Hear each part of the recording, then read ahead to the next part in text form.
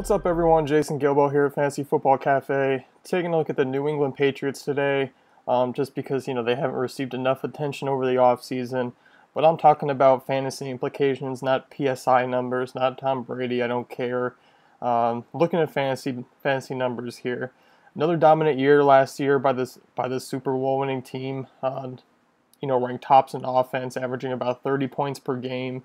The defense was very stout, ranking top 10 in points allowed. They were around 8th, I believe.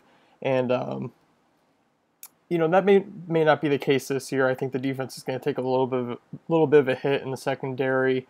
Front seven, iffy, I think because the secondary was so good, it made the front seven a lot better than when it actually was. But, of course, you got Bill Belichick there, so you can't really knock him down too much. He's going to put up a top 15 defense with whatever he has out there, so you gotta like that. But I do think they'll be slightly weaker. Jumping into the passing game, got some kind of recent news. Reggie Wayne, 37 years old, signing with them. It doesn't really put any implication on me for fantasy football. I don't think there's going to be any sign of fantasy value that just immediately shows up.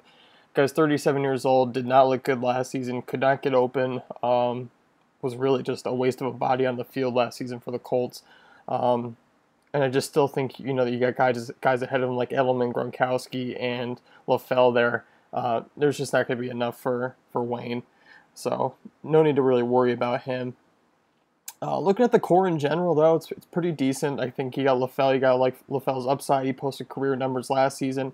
Of course, Rob Gronkowski is your top tight end, who is just a monster on the field. And then you got Edelman, who's a nice PPR guy. But the upside for touchdowns, yeah, you got to like it a little bit with Brady, but I don't think it's one. I'm not a big fan of these slot guys. So, you got to take a little Edelman for a little bit down just for being a slot guy. But overall, Gronkowski, LaFell, Edelman, really how I rank them. And then, of course, you got Scotty Chandler there, Reggie Wayne. They're kind of off my map for fantasy. The story with Brady, going to miss 4 games possibly, whatever happens.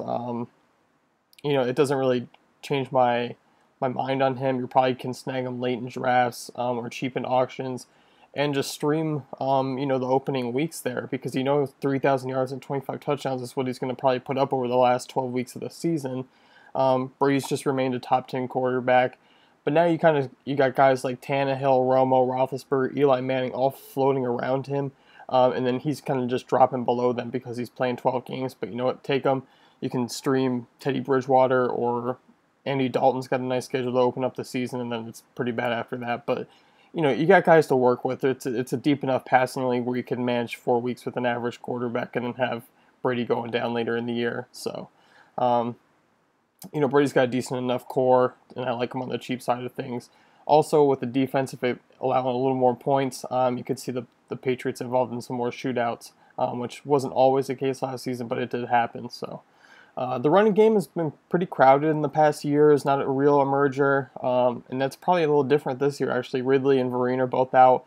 LeGarrette Blount's, going to be the guy. I really like his touchdown upside.